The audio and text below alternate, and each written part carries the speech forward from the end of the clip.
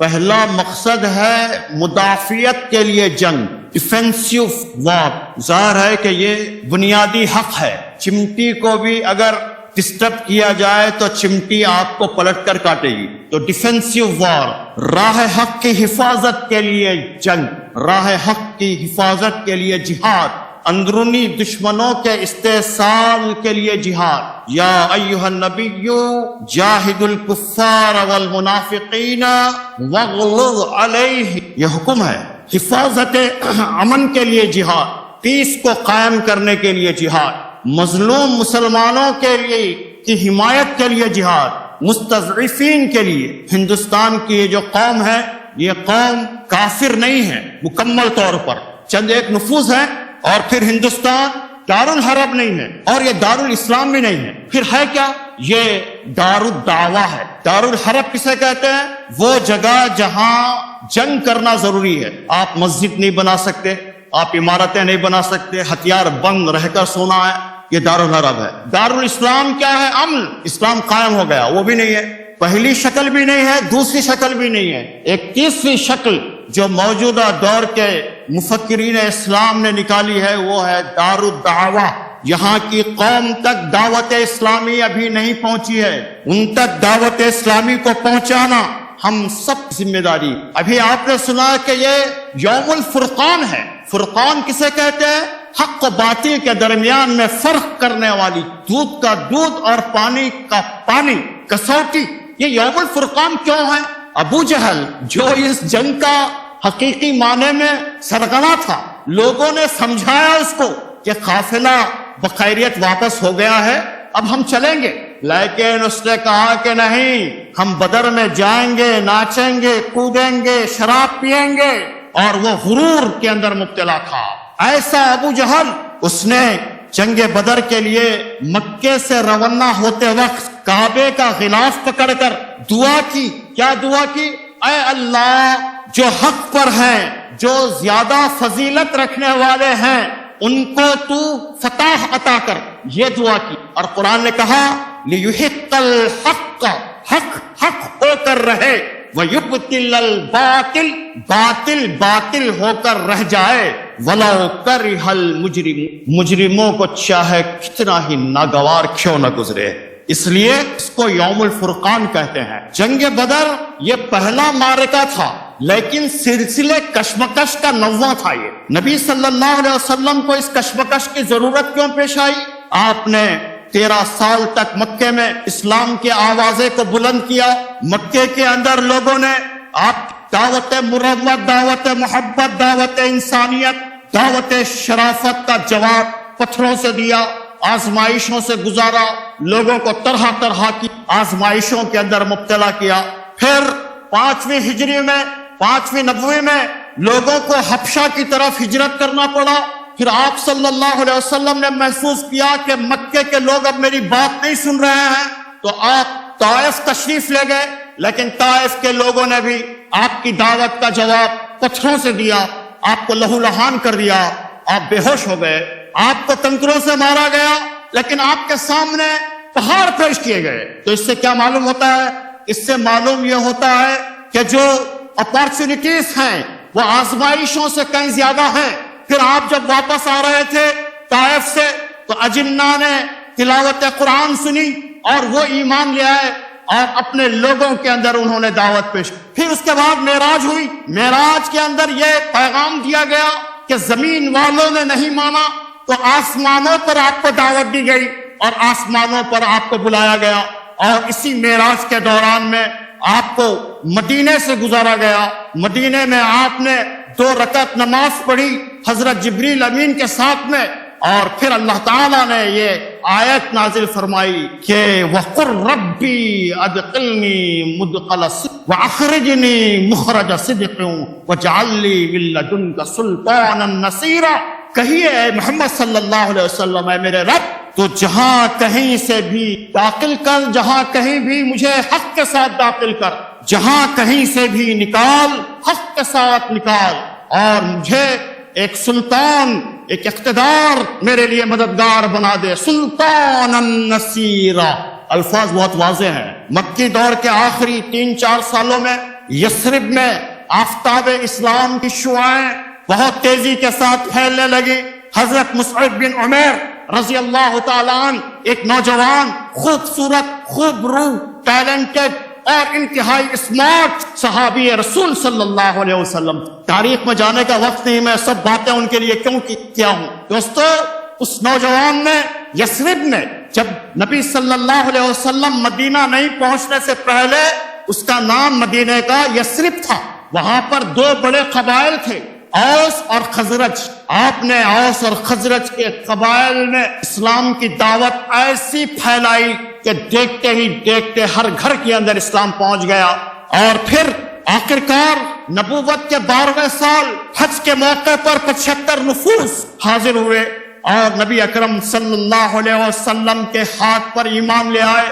صرف ایمان ہی نہیں لائے بلکہ انہوں نے آپ صلی اللہ علیہ وسلم کو اور آپ صلی اللہ علیہ وسلم کے ماننے والوں کو اپنے شہر میں جگہ دینے پر بھی آمادگی ظاہر کی. یہ اسلام کی تاریخ میں ایک انقلابی موقع تھا جسے اللہ تعالیٰ نے اپنی عنایت سے فراہم کیا اور نبی صلی اللہ علیہ وسلم ہاتھ بڑھا کر اس کو پکڑ لیا. اہل یثرب آپ صلی اللہ علیہ وسلم کو محض ایک پناہ گزین کی حیثیت سے نہیں بلکہ خدا کے رسول، خدا کے نائب، امام، فرما روا کی حیثیت سے بلا رہے. اور آپ کے پیرووں کو جو بلایا جا رہا تھا وہ مہاجرین کی حیثیت سے نہیں بلکہ ان کو اس لیے بلایا جا رہا تھا کہ یہاں سب لوگ جمع ہو کر مختلف خطوں میں جن لوگوں نے اسلام قبول کیا وہ سب لوگ مل کر یہاں جمع ہو جائیں. اور دراصل ان صحابہ نے، ان اولین انصار نے، مددگاروں نے مدینے کو اپنے طور پر مدینۃ الاسلام کے طور پر پیش کی اور محمد رسول اللہ صلی اللہ علیہ وسلم نے اس کو دار الاسلام بنا دیا. اس پیشکش کے معنی جو کچھ تھے اس سے اہل مدینہ اچھی طرح واقف تھے. اس کے صاف صاف معنی یہ تھے کہ ایک چھوٹا سا قصبہ اپنے آپ کو پورے ملک تلواروں، معاشی اور تمدنی بیکاٹ مقاطعے کے مقابلے میں پیش کر رہا تھا. چنانچہ بیعت عقبہ کے موقع پر رات کی اس مجلس میں اسلام کے ان اولین مددگار انصار نے اس کے نتیجے کو خوب اچھی طرح جان بوجھ کر نبی صلی اللہ علیہ وسلم کے ہاتھ پہ ہاتھ دیا. عین اس وقت جب بیعت ہو رہی تھی تو یثربی وفد کے ایک نوجوان رکن اسد بن زرارہ رضی اللہ تعالی عنہ نے، جو پورے وفد میں کم عمر نوجوان تھے، اس لیے میں کہتا ہوں نوجوانوں کو اپنی حیثیت تو جانو، پورے وفد میں کم عمر نوجوان تھے. انہوں نے آواز دی، رویدا یا اہل یثرب، رک جاؤ، اے اہل یثرب رک جاؤ. لوگوں جو ہم ان کے پاس آئے ہیں تو یہ سمجھتے ہوئے آئے ہیں کہ اللہ کے رسول ہیں، آج انہیں یہاں سے نکال لے جانا، تمام عرب سے دشمنی مول لینا ہے. اس کے نتیجے میں تمہارے نو نہال ختم ہوں گے، تلواریں تم پر برسیں گی. لہذا اگر تم اس کو برداشت کرنے کی طاقت اپنے اندر رکھتے ہو تو ان کا ہاتھ پکڑ لو اور اس کا اجر اللہ کے ذمہ ہے. اور اگر تمہیں اپنی جان عزیز ہے تو پھر چھوڑ دو، صاف صاف عذر کر دو، ایکسکیوز کر لو. اس لیے کہ آج عذر کرنا اللہ کے نزدیک زیادہ بہتر ہو سکتا ہے. اسی بات کو وفد کے ایک دوسرے شخص نے عباس بن عبادہ بن نزلہ رضی اللہ تعالیٰ عنہ نے دہرایا اور پھر کہا کہ تمہارے نونہال قتل کیے جائیں گے، تمہاری عورتیں ڈانڈی بنائی جائیں گی، تمہارے نوجوانوں کو قتل کیا جائے گا. کیا تم ان تمام چیزوں کو برداشت کرنے کے لیے تیار ہو؟ تو وفد نے کہا کہ ہاں، ہم خوب سوچ سمجھ کر محمد رسول اللہ صلی اللہ علیہ وسلم کو دعوت دے رہے ہیں. تب وہ مشہور بیعت واقع ہوئی جس کو بیعت عقبہ ثانیہ کہتے ہیں. بیعت عقبہ ثانیہ کہتے ہیں یہ بیعت واقع ہوئی. دوسری طرف اہل مکہ کے لیے یہ معاملہ جو معنی رکھتا تھا وہ بھی کسی سے پوشیدہ نہ تھا. دراصل اس طرح محمد صلی اللہ علیہ وسلم کو جن کی زبردست شخصیت، غیر معمولی قابلیتوں سے قریش واقف ہو چکے تھے، ان کو ایک ٹھکانہ مل رہا تھا اور ان کی قیادت اور رہنمائی میں پیروان اسلام جن کی عظیمت، جن کی بہادری، جن کی استقامت کو وہ کسی حد تک آزما چکے تھے، وہ ایک منظم جبتے کی صورت میں مجتمع ہونے جا رہے تھے. یہ پرانے نظام کے لیے موت کا پیغام تھا، پرانے نظام کے لیے موت کا پیغام. مدینے جیسے مقام پر، مدینہ بہت اسٹریٹجک پلیس پر واقع ہے. مدینہ جیسے مقام پر مدینہ ہی نہیں بلکہ جتنے مسلم ممالک ہیں وہ سب اسٹریٹجک پوائنٹس کے اوپر ہے. یہ تو بدقسمتی ہے مسلمانوں کی. اور وہاں مجتمع ہونا اس کا مطلب یہ تھا کہ اب مکے والوں کے تجارتی قافلے محفوظ نہیں رہیں گے، اس لیے کہ شام کو جانے والا جو راستہ تھا، جو شاہراہ تھی، وہ بحر احمر ریڈ سی سے بازو سے گزرتی تھی اور وہ محفوظ اب نہیں رہے گی. وہ سمجھ چکے تھے اور ان کی معاشی زندگی کا انحصار اسی پر تھا اور ان کی شہرت کر جائے گی. قریش نتائج کو خوب سمجھتے. جس رات بیعت عقبہ واقع ہوئی اس رات ہی ان کو اس کی بھنک مل گئی اور پھر انہوں نے اہل مدینہ کو محمد صلی اللہ علیہ وسلم سے توڑنے کی کوشش کی اور اس کے بعد ایک ایک کر صحابہ مدینہ کی طرف ہجرت کرنے لگے. تب ان کو احساس ہوا کہ اب محمد صلی اللہ علیہ وسلم بھی کسی دن چلے جائیں گے، ہجرت کر جائیں گے.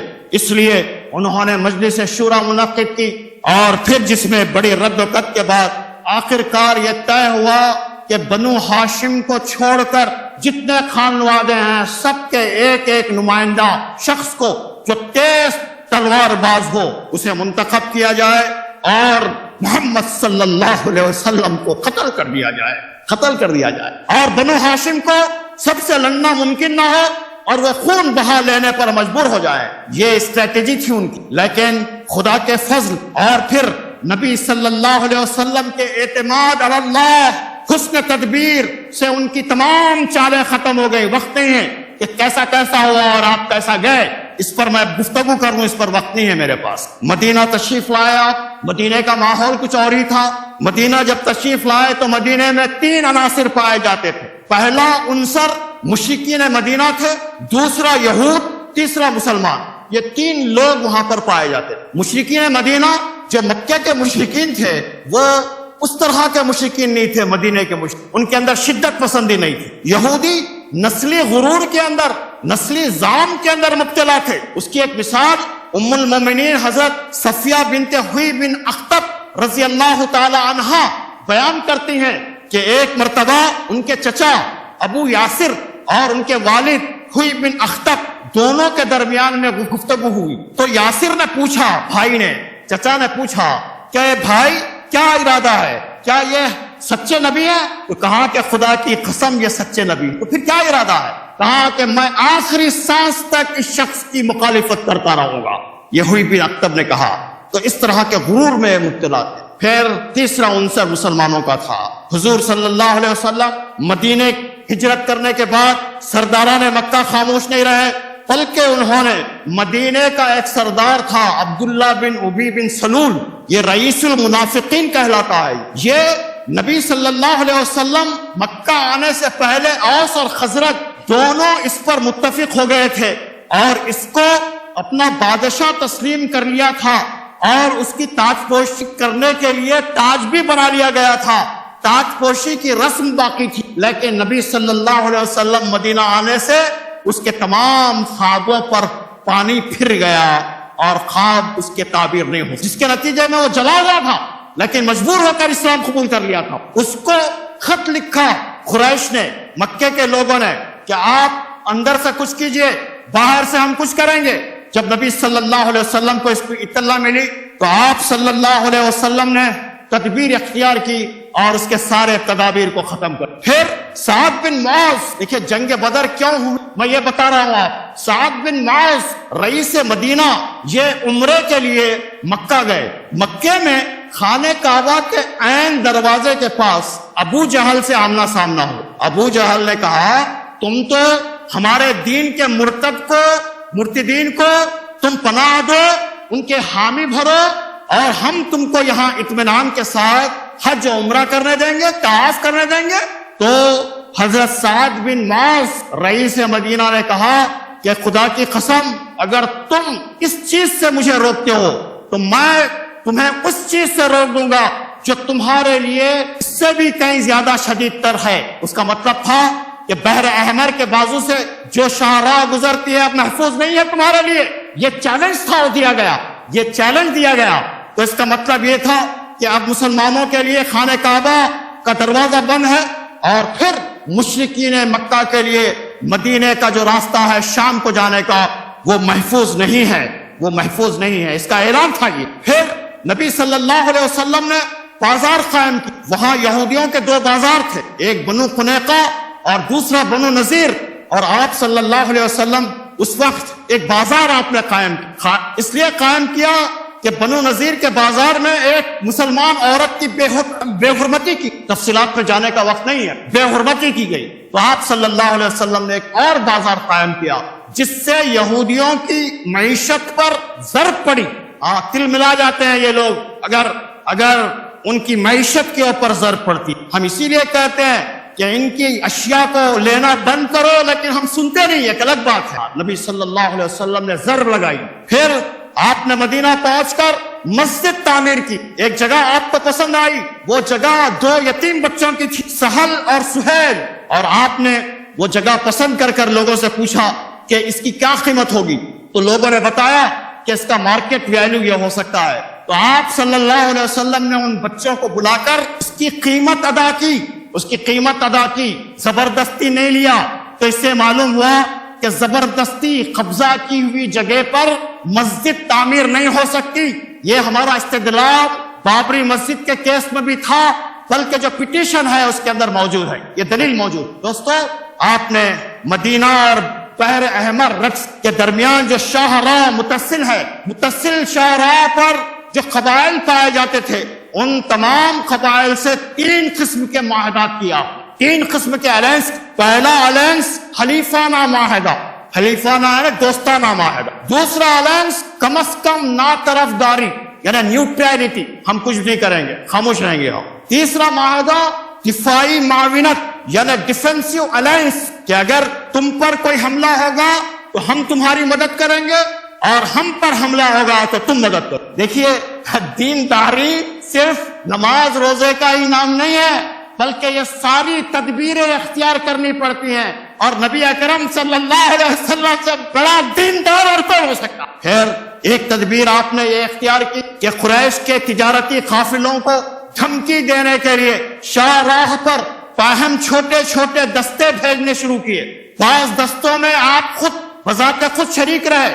جو دستے روانہ کیے اس کو سریا کہتے ہیں, جس میں آپ شریک رہے اس کو غزوہ کہتے ہیں. تو جنگ بدر سے پہلے جو غزوات اور جو سریات ہوئے وہ 8 ہیں. نمبر 1 سریہ سیف البحر, نمبر 2 سریہ راغب, نمبر 3 سریہ خرار, نمبر 3 غزوہ ابوا, نمبر 5 غزوہ پوتا, غزوہ صفوان, غزوہ ذل اسیرہ, اور پھر 8واں جو سریہ تھا وہ سریہ نجف, سریہ نقلہ تھا. یہ سریہ آپ صلی اللہ علیہ وسلم نے رجب 2 ہجری جنوری 624 میں آپ نے حضرت عبداللہ بن جہش رضی اللہ تعالی عنہ کے سرکردگی کے اندر روانہ کیا, اور اس میں 12 صحابہ کو شامل کیا, جلیل القدر قسم کے صحابہ ان کو شامل کیا. جنگ بدر سمجھنے کے لیے اس سریہ کو سمجھنا بے حد ضروری,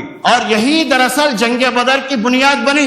عبداللہ بن جہش کو جب روانہ کیا جا رہا تھا تو آپ صلی اللہ علیہ وسلم نے حضرت عبداللہ بن جہش کو, امیر قافلہ کو, ایک خط دیا, اور آپ نے فرمایا کہ 2 دن سفر کرنے کے بعد, مسافت طے کرنے کے بعد 2 دن اس خط کو کھول کر پڑھنا اور پھر اس پر عمل کرنا. دیکھیے, رازداری, سیکریسی. اب ہمارے پاس تو رازداری رہتی نہیں, تھوڑی دیر کے اندر واٹس ایپ پہ پورے شہر میں, پورے ملک میں, پوری دنیا کے اندر مشہور کر دیتے. ہمارے پاس رازداری کا مسئلہ ہی نہیں ہے. اب آپ دیکھیے کتنی رازداری بڑھتی گئی کہ وہ لوگ کدھر جا رہے ہیں نہیں معلوم, اور پھر اگر معلوم بھی ہو تو آگے چل کر قریب پہنچنے کے بعد صرف 12 لوگوں کو معلوم ہو, جن 12 لوگوں کو بھیجا گیا. کیا تدبیر تھی, کیا حکمت نبوی تھی یہ, کہاں ہو مسلمانوں تم. جب 2 دن کی مسافت طے ہونے کے بعد حضرت عبداللہ بن جہش نے خط کھول کر پڑھا تو خط میں تھا کہ جب تم میری یہ تحریر پڑھو تو تم آگے بڑھو اور نقلہ میں نزول کرو. وہاں سے ایک تجارتی قافلہ گزر رہا ہے, اس کی نقل اور حرکت سے ہم کو آگاہ کرو. خط پڑھنے کے بعد اپنے وفد کے ساتھیوں سے کہا اور رفقا سے کہ جسے جان عزیز ہو وہ چلا جائے، جسے شہادت عزیز ہو آگے بڑھے. میرا مسئلہ تو یہ ہے کہ میں تو آگے بڑھوں گا اور نبی صلی اللہ علیہ وسلم کے حکم کو بجا لاؤں گا. اور جب وہ آگے بڑھے ایک طویل مسافت طے کرنے کے بعد نقلہ میں نزول فرمایا تو کیا دیکھا انہوں نے دیکھا کہ ایک قافلہ ہے جس میں کشمش، چمڑا، سامان تجارت اس میں بہت ہے. اور اس قافلے کے اندر کون لوگ ہیں؟ بہت بڑے بڑے لوگ ہیں. ایک ہے عبداللہ بن مغیرہ کے 2 بیٹے عثمان نوفل اور عمرو بن حضرمی اور حکیم بن کسیان مولائے مغیرہ. یہ لوگ اس قافلے کے اندر تھے، تجارتی قافلے میں. مسلمانوں نے باہمی مشورہ کیا کہ آخر کیا کریں ہم؟ حرام مہینے، رجب کا مہینہ حرام مہینہ، اس میں جنگ کرنا حرام ہے، حرام مہینہ ہے یہ. اس میں اگر ہم جنگ کرتے ہیں تو حرام مہینوں کی بے حرمتی ہوگی، اور اگر رات بھر انتظار کرتے ہیں تو یہ لوگ حدود حرم کے اندر داخل ہو جائیں گے. حدود حرم کے اندر بھی خون بہا نہیں کیا جا سکتا، خون نہیں بہایا جا سکتا. کریں تو آپ کیا کریں؟ تو فیصلہ یہ کیا ان لوگوں نے کہ بھی ہو جائے حملہ کر دیں گے. چنانچہ ایک شخص نے عمرو بن حضرمی کو تیر مارا، اس کا کام تمام ہو گیا. باقی جو 2 لوگ تھے، ایک عثمان اور دوسرے حکیم، یہ دونوں کو گرفتار کر لیا گیا. لیکن نوفل بھاگنے میں کامیاب ہوگا، بھاگ نکل گیا. تو اس طرح یہ لوگ سامان قافلہ لیے ہوئے مدینہ پہنچے. انہوں نے مال غنیمت میں سے خمس بھی نکالا، اور پھر اسلامی تاریخ کا یہ پہلا خمس تھا. یہ جو سورہ انفال کی جو آیت پڑھی گئی وہ وہی ہے، پہلا خمس تھا. اور پھر یہ پہلے مقتول تھے، پہلے قیدی تھے. نبی صلی اللہ علیہ وسلم کے خدمت میں پیش کیا گیا تو نبی صلی اللہ علیہ وسلم نے لینے سے اعتراض کیا، نکیر کی کہ میں نے تم کو جنگ کرنے کے لیے نہیں کہا تھا. لیکن اسی درمیان میں مشرکین مکہ نے یہ مشہور کر دیا کہ مسلمانوں نے حرام مہینے کی بے حرمتی کی ہے، اور انہوں نے بڑے پیمانے پر پروپیگنڈا شروع کر دیا، چیما گوئیاں شروع کر دی مسلمانوں کو بدنام کرنے کے لیے. تو تب اللہ تعالیٰ نے اس کا فیصلہ فرمایا، اور اللہ تعالیٰ نے قرآن میں نازل فرمایا یسألونک عن الحرام قتال فیہ. لوگ پوچھتے ہیں کہ ماہ حرام میں لڑنا کیسا ہے؟ قل قتال فیہ، کبھی اس میں لڑنا بہت برا ہے، مگر وصد عن سبیل اللہ، راہ خدا سے لوگوں کو روکنا، وکفر بہ، کفر کرنا، والمسجد الحرام، مسجد حرام سے لوگوں کو روکنا، وَإِخْرَاجُ أَهْلِهِ مِنْهُ أَكْبَرُ عِنْدَ اللَّهِ، اللہ کے پاس جو وہاں کے مکین ہیں ان لوگوں کو نکالنا سے بھی بڑا جرم ہے اللہ کے پاس. وَالْفِتْنَةُ أَكْبَرُ مِنَ الْقَتْلِ، اور فتنہ قتل سے شدید تر ہے. یہ آیت نازل ہونے کے بعد نبی صلی اللہ علیہ وسلم کچھ خاموش ہوئے کہ یہ فیصلہ ہو گیا کہ اللہ تعالیٰ نے خود کہہ دیا. تو ان تمام مہموں کے اندر 2 چیزیں بڑی اہم تھیں. وہ یہ کہ پورے طاقتوں کے اندر آپ دیکھیں گے کہ کوئی خون خرابہ نہیں ہوا، کسی بھی قافلے کو لوٹا نہیں گیا. دوسری خصوصیت یہ رہی کہ تمام مہموں کے اندر نبی صلی اللہ علیہ وسلم نے صرف مہاجرین کو شامل کیا، کسی بھی انصار کو اور مدینہ کے فرد کو شامل نہیں کیا. کیوں؟ کہ یہ جو جنگ ہے، جو لڑائی ہے، کشمکش ہے، یہ بھائیوں کے درمیان ہی رہے، اور یہ دوسرے لوگوں کے شامل ہونے سے کہیں یہ آگ پھیل نہ جائے. دیکھیں کیا حکمت ہے، آپ بتائیے کیا حکمت ہے، یہ بتائیے. سرے نقلہ کے بعد قریش نے جلد سے جلد مسلمانوں کو فنا کے گھاٹ اتارنے کے منصوبے کو عملی شکل دینا شروع کر دیا، اور پھر انہوں نے اس مقصد کے لیے ایک قافلہ، بہت بڑا قافلہ، اس میں ہر ایک نے سرمایہ کاری کی. تاریخ میں آتا ہے کہ ایک بوڑھی کے پاس کچھ نہیں تھا، اس نے چند کوڑیاں دی. یہاں تک جذبے کے ساتھ لوگوں نے سرمایہ کاری کی اس میں. اور ابو سفیان ایک بہت بڑے قافلے کے ساتھ، لیکن جس کے دستے کے اندر محافظین میں 30-40 لوگوں سے زیادہ نہیں تھے، وہ ملک شام گیا. شعبان 2 ہجری، فروری یا مارچ 623 عیسوی کے اندر ابو سفیان گئے تو نبی صلی اللہ علیہ وسلم کو اطلاع ملی. آپ نے اس کا پیچھا کیا لیکن وہ بچ نکلا، اور پھر جب واپس آ رہا تھا تو آپ کو اطلاع ملی. تو آپ صلی اللہ علیہ وسلم کو بھی اطلاع ملی، اور ابو سفیان بھی بہت ہوشیار آدمی تھا، اس نے راستہ بدل لیا. اور راستہ بدل کر انتہائی خطرناک قسم کے راستوں سے ہوتے ہوئے وہ مکہ پہنچ رہا تھا، لیکن عین مدینے کی اس جگہ پر جہاں پر اس کو خطرہ لاحق ہوا تو اس نے خطرہ محسوس کیا، تو اس نے ایک آدمی کو جس کا نام تھا زمزم بن عمرو بن غفاری، یہ شخص کو بھیجا کہ جاؤ مکے سے مدد طلب کرو۔ تو یہ شخص گیا، جا کر قدیم روایات کے مطابق، جاہلی روایات کے مطابق اس نے آگے اور پیچھے سے اپنے کپڑے پھاڑے، اپنے اونٹ کے کجاوے کو الٹ دیا، چیخنا چلانا شروع کیا، لوگ جمع ہوئے، ہیجانی کیفیت پیدا کر دی، کہا کہ لوگوں دوڑو دوڑو، تمہارے مال نہ بچ نہیں پائیں گے، اس لیے کہ محمد صلی اللہ علیہ وسلم اور اس کے ساتھی اس کے در پر ہو گئے ہیں، جے کوئی امید نہیں ہے کہ وہ بچ پائیں گے، دوڑو۔ تو ایک ہیجان برپا ہو گئی اور پھر فیصلہ کیا گیا مکے کے اندر، جس میں تقریباً 1000 مردان جنگی، جن میں 600 لوگ زرہ پوش تھے، انہیں صرف آنکھ دکھائی دے رہے تھے، پورا لوہے کا لباس پہنے ہوئے زرہ پوش، اور پھر 100 سواروں کا دستہ رسالہ تھا، اور پوری شان اور شوکت کے ساتھ لڑنے کے لیے چلے۔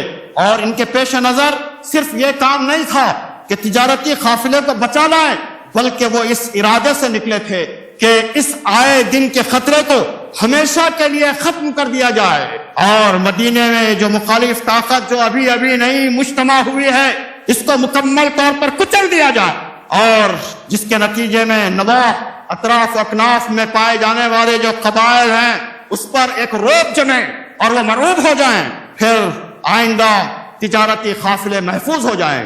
اب نبی صلی اللہ علیہ وسلم جو حالات سے ہمیشہ باخبر رہتے تھے، دیکھیں میرے الفاظ پر آپ غور کیجئے، ہمیشہ باخبر رہتے تھے، بے خبری کا نام دینداری نہیں ہے، حالات سے واقفیت اختیار نہیں کرنا دینداری نہیں ہے، عین دینداری یہ ہے کہ حالات سے واقف ہے، اور آپ صلی اللہ علیہ وسلم حالات سے واقف۔ پھر آپ نے محسوس فرمایا کہ فیصلے کی گھڑی آ پہنچی ہے، اور یہ ٹھیک وقت ہے جب کہ ایک جسورانہ اقدام کر ڈالنا چاہیے، اور اگر ایسا نہیں کریں گے تو تحریک اسلامی ہمیشہ کے لیے بے جان ہو کر رہ جائے گی، بلکہ بعید نہیں کہ اس تحریک کے لیے سر اٹھانے کا کوئی موقع باقی نہ رہے۔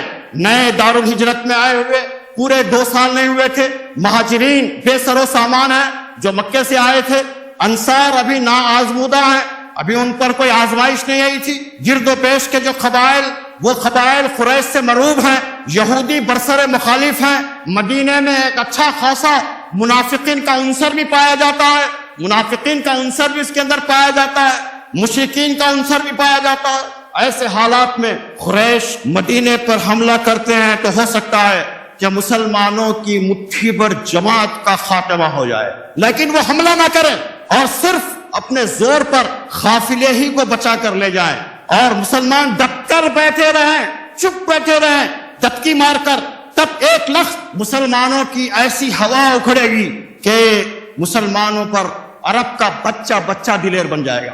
آج کیوں ٹوپی پہننے والے کو، برقع پہننے والی کو کیوں ہمت کیوں ہو رہی ہے؟ آپ کا ٹفن چیک کرنے کی ہمت کیوں ہو رہی؟ کیوں دلیر ہو رہے ہیں؟ کیونکہ آپ کمزور ہیں، آپ کمزور ہیں۔ کہا ایک سردار جی کو ایسا کر کے دیکھو، اور ان کے لیے ملک بھر میں کوئی جائے پناہ باقی نہیں رہے گی۔ آس پاس کے سارے قبائل قریش کے اشاروں پر کام کرنا شروع کر دیں گے، مدینے کے یہودی اور مشرکین علل اعلان سر اٹھائیں گے۔ اب تو دبکے ہیں تھوڑا، اور دارالہجرت میں جینا مشکل ہو جائے گا، مسلمانوں کا کوئی رعب اور اثر نہ ہوگا، اس کی وجہ سے ان کی جان، مال، عزت اور آبرو پر کوئی بھی ہاتھ ڈال سکے گا۔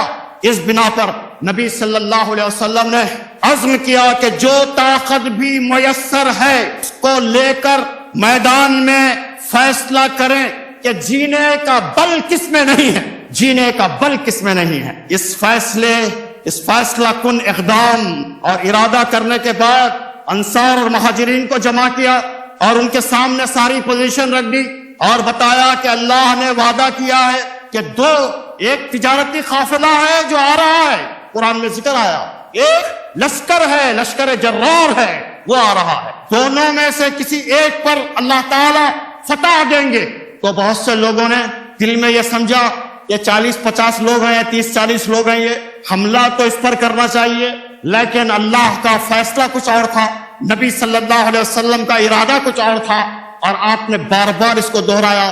حضرت عمر نے تقریر کی، جانثارانہ قسم کی تقریر کی. پھر اس کے بعد حضرت مقداد بن عمرو نے تقریر کی، لیکن نبی صلی اللہ علیہ وسلم کا روح سخن انصار کی طرف تھا. بار بار انصار کی طرف دیکھ رہے تھے، انصار کا ارادہ معلوم کرنا چاہتے تھے. تو حضرت سعد بن معاذ رضی اللہ تعالی عنہ نے اٹھ کر کہا کہ ایسا معلوم ہوتا ہے کہ رسول اللہ صلی اللہ علیہ وسلم انصار کی رائے معلوم کرنا چاہتے ہیں. تو آپ صلی اللہ علیہ وسلم نے فرمایا کہ ہاں.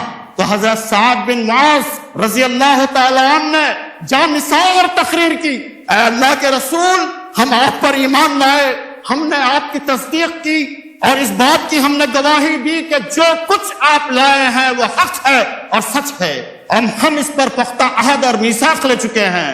اے اللہ کے رسول، آپ مدینے سے کسی اور ارادے سے نکلے تھے، اللہ تعالیٰ نے 2 صورتیں پیدا کر دی ہیں. آپ جہاں چاہیں تشریف لے چلیں، جس سے چاہیں تعلقات قائم کریں، جس سے چاہیں تعلقات توڑ دیں، جس سے چاہے صلح کریں، جس سے چاہے دشمنی کریں. اے اللہ کے رسول، آپ ہمارے اموال میں سے جتنا چاہیں لے لیں، جتنا چاہیں ہمیں دے دیں. آپ جو لیں گے ہمیں دینے سے بنسبت زیادہ بہتر ہمارے لیے ہوگا. خدا کی قسم ہم آپ اگر حکم دیں سمندروں میں کودنے کے لیے تو ہم سمندروں میں کود جائیں گے. ہم ان لوگوں کی طرح نہیں ہیں جو بنی اسرائیل نے موسیٰ علیہ السلام سے کہا تھا کہ اے موسیٰ جاؤ تم اور تمہارا خدا لڑ لو.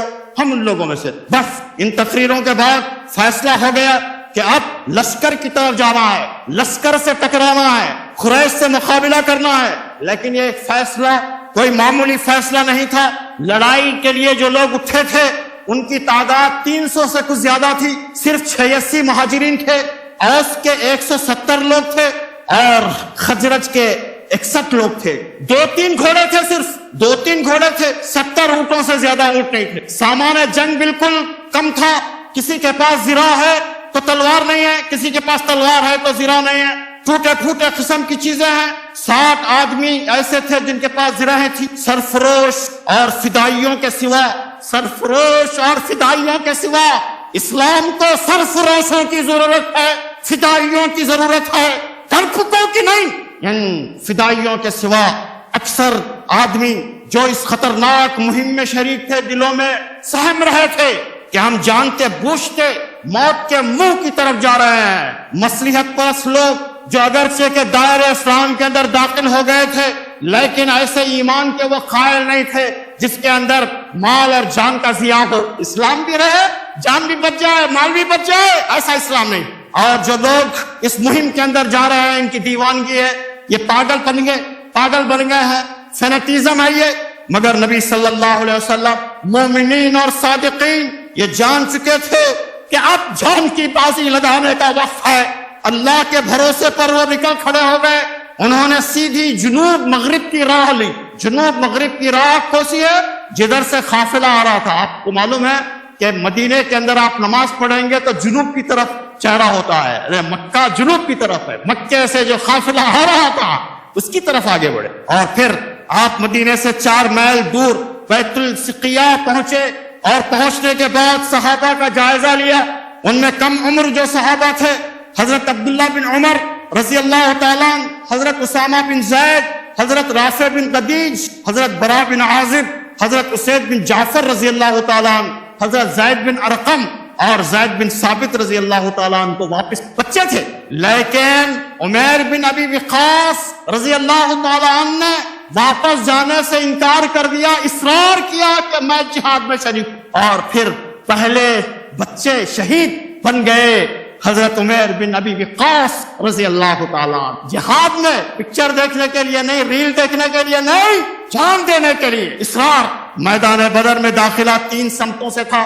یہی 3 واریاں تھیں، ایک مدینے کی طرف سے، ایک شام کی طرف سے، ایک مکے کی طرف سے داخلہ تھا. آپ صلی اللہ علیہ وسلم دوسری جانب شام کی طرف آپ نے پڑاؤ ڈالا اور پھر اپنے جانثاروں کو لے کر شامی داخلے کے قریب آپ ٹھہر گئے، جبکہ مکے والا داخلہ کچھ دور پر 4 میل دور پر تھا. اسی اسنا میں بدر کے چشمے کے پاس مشرکین کے 2 غلام پانی پیتے ہوئے پکڑے گئے اور نبی صلی اللہ علیہ وسلم کے پاس ان لوگوں کو لایا گیا. نبی صلی اللہ علیہ وسلم نے بڑی ہمدردی کے ساتھ ان غلاموں سے پوچھا. کیا پوچھا؟ کہ لشکر کہاں ہے؟ دریافت کیا کہ لشکر کہاں ہے؟ تو انہوں نے کہا کہ اس پہاڑی کے پیچھے جو عدوۃ القصویٰ ہے وہاں پر ہے. انہوں نے جواب دیا. پھر پوچھا کہ قوم کتنی ہے؟ تو دونوں نے جواب دیا کہ بہت زیادہ. پھر دریافت کیا کہ ان کی تعداد کیا ہوگی؟ تو جواب دیا کہ ہم نہیں جانتے. قریب لوگ بیچارے غلام لوگ، ہم نہیں جانتے. تو رسول کریم صلی اللہ علیہ وسلم نے پوچھا کہ ہر روز کتنے اونٹ ذبح ہوتے ہیں کھانے کے لیے؟ کہا کہ کسی دن 9 اور کسی دن 10. تو نبی صلی اللہ علیہ وسلم نے اپنے ساتھیوں سے کہا کہ دشمنوں کی تعداد 900 یا 1000 ہوگی. دیکھیے یہ ہے حکمت. ہم کہاں کھڑے ہیں، ہم کہاں ٹھہرے ہیں. پھر غلاموں سے پوچھا اشراف مکہ اور ان سربراہوں میں سے کون کون لشکر کے اندر شریک ہے؟ تو جواب دیا کہ عتبہ بن ربیعہ، شیبہ اس کا بھائی، ابو جہل بن ہشام، امیہ بن خلف وغیرہ، اور لمبی لسٹ ہے. اس طرح رسول کریم صلی اللہ علیہ وسلم نے فوجی طاقت اور اس کی ضخامت کا اندازہ کر لیا. کوانٹٹی کیا ہے اور کوالٹی کیا ہے اس کا اندازہ کر لیا، اور اپنے لشکر کی طرف متوجہ ہو کر فرمایا هذه مکۃ قد القت الیکم افلا کبیدھا. یہ مکہ ہے جو تمہاری طرف اپنے جگر کے ٹکڑے ڈال دیا ہے. یہ جگر کے ٹکڑے ہیں، یہ بڑے بڑے لوگ ہیں. اور نبی صلی اللہ علیہ وسلم بدر پہنچ کر ایک جگہ پڑاؤ ڈالے تو حضرت حباب بن منذر رضی اللہ تعالی عنہ نے پوچھا کہ اللہ کے رسول صلی اللہ علیہ وسلم اس جگہ کا جو آپ نے انتخاب کیا ہے کیا وحی کے ذریعے ہے یا حکمت ہے، یہ جنگی حکمت ہے؟ تو نبی صلی اللہ علیہ وسلم فرمایا کہ جنگی حکمت ہے. تو آپ نے مشورہ دیا، حباب بن منذر نے مشورہ دیا کہ یہاں مناسب جگہ نہیں ہے اللہ کے رسول، فلاں جگہ پر ہم پڑاؤ ڈالیں گے اور وہاں پر پانی کا چشمہ ہے، اس کے سارے راستے ہم پانی کے اس طرف موڑ دیں گے، چھوٹے چھوٹے جو چشمے ہیں سب اس کو بند کر دیں گے. اس طرح پانی کی قلت دشمنوں کے اندر پیدا ہو جائے گی، اور اگر بارش ہوگی تو پانی حوض کے اندر جمع ہو جائے گا. اور اللہ تعالیٰ نے بارش بھی برسائی. قرآن میں سورہ انفال کے اندر اس کا ذکر ہے. اللہ نے بارش برسائی، صبح ہوئی تو مسلمانوں نے، مجاہدین نے نہایا، فریش ہو گئے. ان کو جو جگہ ملی مضبوط جگہ ملی، اور مشرکین کو جو جگہ ملی وہ کچی جگہ تھی، دلدل تھا، اور وہاں پر وہ لوگ بہت شان کے ساتھ میں تھے. اور پھر آپ صلی اللہ علیہ وسلم نے صف بندی کی. صف بندی کرنا، صفوں کو سیدھا کرنا، تیر کی طرح سیدھا کرنا، یہ عرب کے اندر پہلی دفعہ تھا، پہلی دفعہ. اور سیدھا کرتے ہوئے ایک موقع پر سواد بن عزیہ رضی اللہ تعالی عنہ کو تھوڑا سا مار لگ گیا. مار لگتے ہی انہوں نے کہا کہ اللہ کے رسول صلی اللہ علیہ وسلم مجھے مار لگا ہے، میں آپ سے بدلہ لینا چاہتا ہوں. آپ کیا حق ہے، کیا انصاف ہے، کیا عدل ہے، میں آپ سے بدلہ لینا چاہتا ہوں. کہا کہ تو لے لو بدلہ. کہا کہ نہیں، میرے آنکھ پر کپڑے نہیں تھے، آپ کرتا اتاریے. کرتا اتارا. کرتا اتارنے کے بعد آپ نبی صلی اللہ علیہ وسلم کے جسم سے چمٹ گئے اور رونے لگے. یہ تھی محبت، یہ تھی محبت. پھر صف بندی ہونے کے بعد آپ صلی اللہ علیہ وسلم نے وہ تاریخی دعا کی، اے اللہ یہ مٹھی بھر لوگ جو تیرے دین کے غلبے کے لیے کھڑے ہوئے، اگر جو وعدہ تو نے کیا تھا اس وعدے کی اگر تکمیل نہیں ہوتی ہے، یہ اگر مٹ جاتے ہیں تو رہتی دنیا تک تیرا نام لینے والا کوئی باقی نہیں رہے گا. اے اللہ وہ جو مدد جس کا وعدہ تو نے کیا وہ مدد تو بھیج. رونے لگے، زارہ خطار رونے لگے. گاڑی مبارک تر ہو گئی. حضرت ابو بکر پہنچے اور اٹھایا، سجدے سے اٹھایا، کہا کہ اللہ کے رسول اللہ ہماری ضرور مدد کرے، اللہ ہماری ضرور. اس سے کیا معلوم ہوا؟ اس سے معلوم یہ ہوا کہ وسائل اور ذرائع کا مکمل استعمال کیا جائے، فوجوں کی ترتیب کی جائے، صف بندی کی جائے، جو کچھ بھی ہے اس کو نچھاور کر دیا جائے، لگا دیا جائے. اس کے بعد اللہ سے دعا کی. یہ ہے سنت رسول صلی اللہ علیہ وسلم. یہ ہے ہاتھ پہ ہاتھ دھرے بیٹھے رہنا، خود آ کر نوالا منہ میں گر جائے گا. پھر آپ نے ترتیب دی، ایک صف سیدھی کھڑی کی اور ان لوگوں سے کہا کہ تم بھالے لو اور تلوار لو، سیدھے کھڑے رہنا، ذرا بھی جنبش نہیں کرنا. اور پھر اس طرف اور اس طرف تیر اندازوں کو رکھا. پہلے تو ایک سے لڑائی ہوئی، شیبہ مارا گیا، عتبہ مارا گیا، ام خلف مارا گیا، یہ تو ختم ہو گئے. لیکن اس کے بعد میں جب گتھم گتھا ہوا جب رمضان المبارک کی روح پرور گھڑیاں تھیں، جب دونوں لشکر گتھم گتھا ہوئے، ایک دوسرے سے قریب ہونے شروع ہوئے، تو رسول اللہ صلی اللہ علیہ وسلم نے ارشاد فرمایا وَسَارِعُوا إِلَى مَغْفِرَةٍ مِّن رَّبِّكُمْ وَجَنَّةٍ عَرْضُهَا السَّمَاوَاتُ وَالْأَرْضُ، دوڑو اس جنت کی طرف جو زمین و آسمانوں سے کہیں زیادہ وسیع ہے۔ تو حضرت عمیر بن الحمام رضی اللہ تعالیٰ عنہ نے پوچھا کہ اللہ کے رسول، جنت زمین و آسمانوں سے کہیں زیادہ وسیع ہے؟ کہا کہ ہاں۔ تو کہنے لگے کہ واہ واہ۔ پھر اس کے بعد ترکش سے کچھ کھجور نکال کر کھانے لگے۔ پھر وہ ختم ہونے کا انتظار میں کیسے کر سکتا ہوں؟ میرے اندر اتنا بھی یارہ نہیں ہے، میرے اندر اتنی بھی تاب نہیں ہے کہ میں اور زندہ رہوں۔ یہ کہتے ہوئے وہ کھجوریں پھینک دی اور میدان جہاد کے اندر کود گئے، اور پھر پہلے شہید کہلائے، جنگ بدر کے پہلے شہید کہلائے، شہادت سے سرفراز ہوئے۔ حضرت حمزہ رضی اللہ تعالیٰ عنہ سر اٹھا کر صفوں کے اندر گھس گئے، داخل ہو گئے، صفوں کی صفوں کو اڑ دیا۔ بہت زبردست تلوار باز تھے، صفوں کی صفیں اڑ۔ اگر مطالعے سے معلوم ہوتا ہے کہ سب سے زیادہ لوگوں کو جو قتل کیا وہ حضرت حمزہ نے ہے۔ انصار بھی کچھ خاموش نہیں تھے۔ ابو جہل یہ کہتا ہوا رخصت ہوا کہ کاش کسی جنگ آزما کی تلوار سے میں مارا جاتا، افسوس ہے مجھ پر کہ کاشتکاروں نے اور نا آزمودہ کاروں نے مجھے ختم کیا۔ جب اس کی گردن نکالی جا رہی تھی ابو جہل کی، تو اس نے کہا کہ ذرا گردن دور سے نکالنا، معلوم ہو کہ سردار کا سر ہے۔ تو کیا معلوم ہوا؟ یہ سرداری کا اور لیڈرشپ کا جو کیڑا ہے، وہ کیڑا ختم نہیں ہوتا، مرنے کے بعد بھی ختم ہوتا، وہ کیڑا ابو جہل کے اندر موجود۔ بدر کی جنگ کے خاتمے کے بعد رسول اللہ صلی اللہ علیہ وسلم نے پوچھا ابو جہل کا کیا ہوا، ابو جہل پر کیا گزری؟ تو عبد الرحمن بن عوف رضی اللہ تعالی عنہ نے فرمایا کہ میرے ساتھ 2 بچے تھے، ان کے دستے میں 20 لوگ تھے، ان میں 2 بچے تھے۔ ان 2 بچوں نے مجھ سے پوچھا کہ چچا جان یہ بتائیے کہ ابو جہل کون ہے ان میں؟ ابو جہل مختلف سیکورٹی کے اندر گھرا ہوا تھا۔ تو حضرت عبد الرحمن بن عوف رضی اللہ تعالیٰ نے بتایا کہ یہ ہے ابو جہل۔ کہا کہ تم کیوں پوچھ رہے ہو؟ تو بچوں نے کہا کہ ہم نے سنا ہے کہ وہ ابو جہل نے نبی صلی اللہ علیہ وسلم کو بہت تکلیف پہنچائی، مسلمانوں کو اس نے بہت تکلیف پہنچائی، ہم آج اس کا بدلہ لینا چاہتے ہیں۔ اور یہ بچے سیکورٹی کے اندر داخل ہو گئے، بچے آ رہے ہیں سمجھے، لیکن ایسے زور سے تلوار مارا کہ اس کا شانہ نکل گیا، دوسرے نے ایک اور تلوار مارا تو دوسری طرف سے شانہ نکل، اور دیکھتے ہی دیکھتے بچے اس کے اوپر حملہ آور ہو گئے۔ اور دوستو معاذ بن عمرو بن جموح تھے، یہ عمرو بن جموح کے فرزند۔ اس طرح یہ جنگ بدر جس کے اندر 70 لوگ بڑے بڑے سرغنے مارے گئے، 70 لوگ پکڑے گئے، بڑا مال غنیمت ہاتھ آیا، اور اللہ تعالیٰ نے مسلمانوں کو، اسلام کو کھلی فتح نصیب کر دی۔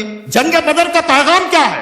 ہم تھوڑی دیر کے لیے اس پر غور کرتے ہیں۔ پہلا پیغام میسج یہ ہے کہ صحیح و جہد، سب سے پہلی حقیقت جو جنگ بدر کے واقعے سے ہمارے سامنے آتی ہے وہ یہ ہے کہ اللہ کی مدد اور نصرت کا ظہور صحیح و جہد کے بعد ہی ہوتا ہے، ہاتھ پہ ہاتھ دھرے بیٹھے رہنے کے بعد نہیں ہوتا۔ والذین جاہدوا فینا لنہدینہم سبلنا، جو لوگ اللہ کی راہ میں جہاد کرتے ہیں اللہ تعالیٰ ان کے راستوں کو آسان کر دیتے ہیں، سہل کر دیتے ہیں، ان کے اندر طاقت پیدا کر دیتے ہیں، ان کے اندر ہمت پیدا کر دیتے ہیں، فرشتوں سے مدد کرتے ہیں۔ دوسرا میسج ہے اس کا توکل، ساری صحیح و جہد کے بعد اللہ پر بھروسہ، اللہ سے دعا۔ میدان میں صف بندی کے بعد حضور نے دعا کی، ظاہری اسباب سے آنکھ موند لینا، تدبیر سے تعلق توڑ لینا، صرف تقدیر پر تکیہ کر لینا توکل نہیں ہے، بلکہ بے عملی اور ناسمجھی ہے۔ سنت صلی اللہ علیہ وسلم یہ ہے کہ ظاہری تدابیر کو اور اسباب کو اختیار کرتے ہوئے نتیجہ خدا پر چھوڑا جائے، نتیجہ خدا پر چھوڑا جائے، بھروسہ اسباب پر نہیں، بھروسہ اسباب پر نہیں بلکہ بھروسہ مسبب الاسباب پر، یہ ہے توکل۔ مناسب وقت میں مناسب اقدام کرنا، یہ چوتھا پیغام ہے اس کا۔ جس موقع پر جس کام کا حکم دیا جائے، جو کام موضوع ہو، اس کام کو انجام دینا نیکی ہے۔ اگر طاقت کے استعمال کا حکم دیا جا رہا ہو تو اس موقع پر خاموش تماشائی بنے بیٹھے رہنا، کام اسپیکٹیٹر بنے بیٹھے رہنا گناہ ہے۔ اور ہاتھ روکنے کا حکم دیا جا رہا ہو اور ایسے حالات میں صبر کرنے کا تقاضا ہو تو طاقت کا استعمال کرنا غلط ہے۔ پانچویں چیز منصوبہ بندی، اور آپ دیکھیں گے پورا منصوبہ بندی ہے یہاں سے وہاں تک۔ چھٹی چیز باخبری، حالات سے باخبر رہنا، اویئرنس۔ اور پھر جنگ بدر، محبت اور نفرت کی اصل کسوٹی، اور محبت اور نفرت کی اصل کسوٹی کیا ہے؟ وہ رشتہ داری نہیں ہے، خون کا رشتہ نہیں ہے، بلکہ ایمان ہے۔ ایمان ہے۔ مومنین کے لیے محبت اور نفرت کی اصل کسوٹی ایمان ہے۔ دوستی اور دشمنی کا اصل معیار ایمان ہے۔ من احب للہ وابغض للہ وعطا للہ ومنع للہ فقد استکمل الایمان۔ جس نے اللہ کے لیے دوستی، اللہ کے لیے دیا، اللہ کے لیے منع کیا، اس نے ایمان۔ اس معرکے کارزار میں سب سے زیادہ سخت امتحان مہاجرین مکہ کا تھا۔ اپنے بھائی بہن سامنے سفارا تھے، کسی کا باپ، کسی کا بیٹا، کسی کا چچا، کسی کا ماموں، کسی کا بھائی اپنی تلوار کے زد میں تھا، اور اپنے ہاتھوں اپنے جگر کے ٹکڑوں کو کاٹنا پڑ رہا تھا۔ حضرت ابو عبیدہ رضی اللہ تعالیٰ عنہ نے اپنے باپ عبداللہ بن جراح کو قتل کر دیا، حضرت مصعب بن عمیر رضی اللہ تعالیٰ عنہ نے اپنے بھائی عبیدہ بن عمیر کو قتل کر دیا۔ حضرت عمر نے اپنے ماموں عاص بن ہشام اور مغیرہ کو قتل کر دیا۔ حضرت ابو بکر نے اپنے بیٹے عبد الرحمن سے لڑنے کے لیے تیار ہو گئے، اور ایک موقع پر بیٹے نے کہا کہ ابا جان، جنگ بدر میں آپ میری تلوار کی زد میں آ گئے تھے، لیکن محبت پدری کی وجہ سے میں چھوڑ دیا۔ تو حضرت ابو بکر نے فرمایا کہ اگر تو میری تلوار کی زد میں آتا تو میں خدا کی قسم تجھے مار دیتا۔ حضرت علی، حضرت حمزہ، حضرت عبیدہ بن الحارث نے عتبہ، شیبہ، ولید، عتبہ کو قتل کیا جو ان کے انتہائی قریبی رشتہ دار تھے۔ حضرت عمر رضی اللہ تعالیٰ عنہ نے اسیران جنگ بدر کے معاملے میں رسول اللہ صلی اللہ علیہ وسلم سے عرض کیا کہ اللہ کے رسول صلی اللہ علیہ وسلم، جتنے قیدی ہیں ان کو قتل کر دیا جائے، بلکہ ہر رشتہ دار اپنے رشتہ دار کا قتل کرے۔ اسی جنگ بدر میں حضرت مصعب بن عمیر کے سگے بھائی ابو عزیز بن عمیر کو ایک انصاری پکڑ کر باندھ رہا تھا، تو حضرت مصعب رضی اللہ تعالیٰ عنہ کی نظر پڑی تو کہا کہ ذرا سخت باندھنا، مضبوط باندھنا، اس لیے کہ اس کی ماں بہت مالدار ہے، اس کی رہائی کے لیے تمہیں بہت سا فدیہ دے گی۔ تو اس نے کہا اے مصعب، تم میرے بھائی ہوتے ہوئے ایسا کہتے ہو؟ تو حضرت مصعب بن عمیر رضی اللہ تعالیٰ نے فرمایا کہ تم میرے بھائی نہیں ہو، یہ انصاری میرا بھائی ہے، یہ انصاری میرا بھائی ہے۔ یہ ہے جنگ بدر دوستو۔ اس میں بہت سی باتیں پوشیدہ ہیں، بہت سی باتیں ایسی ہیں کہ ہم آج پچھڑے ہوئے ہیں، پسماندہ ہیں، آج مرعوب ہیں، محکوم ہیں، مظلوم ہیں، ہماری ہر طرف پٹائی ہو رہی ہے۔ اس کی اہم وجہ کیا ہے؟ اہم وجہ ایمانی قوت کا ختم ہو جانا ہے، ایمانی قوت کا کمزور پڑ جانا ہے، ہماری اجتماعیت کا تباہ ہو جانا ہے۔ یہ ہماری کمزوریاں ہیں۔ ضرورت اس بات کی ہے کہ جنگ بدر کی روشنی میں ہے اپنے آپ کو سنوارنے کی کوشش کریں۔ انشاءاللہ فرشتوں کا نزول ہوتے ہوئے انشاءاللہ ہم اپنے آپ فضائے بدر پیدا کر فرشتے تیری نصرت کو اتر سکتے ہیں۔ گردوں سے قطار اندر قطار بھی، اقبال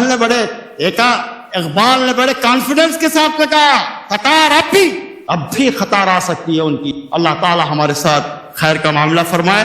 میں ہمارے دوستوں اور مسجد کمیٹی کے لوگوں کا مشکور ہوں کہ انہوں نے یہ پروگرام رکھنے کا موقع عنایت فرمایا، اور آج کے اس مبارک دن مجھے اس پر اظہار خیال کرنے کا اللہ نے موقع دیا۔ معلوم نہیں کہ اس کے بعد پھر مجھے موقع ملے گا کہ نہیں ملے گا، اس لیے کہ میری عمر کے جو لوگ ہیں وہ ایک ایک کرتے ہوئے رخصت ہو رہے ہیں۔ اللہ تعالی ہمارے ساتھ خیر کا معاملہ فرمائے۔ وآخر دعوانا ان الحمدللہ رب العالمین۔